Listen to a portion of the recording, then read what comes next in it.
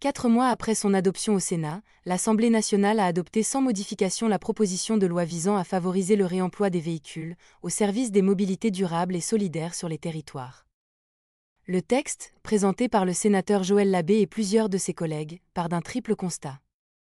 Premièrement, la prime à la conversion conduit à la destruction de nombreux véhicules pourtant en état de fonctionner.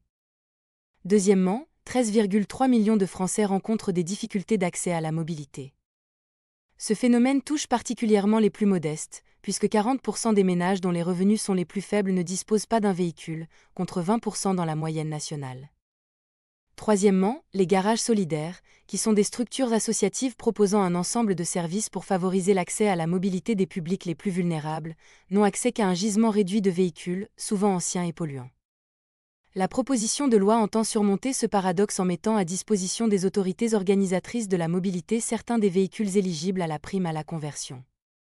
Cela permettra d'instituer des services de mobilité solidaire, notamment par l'intermédiaire de garages solidaires.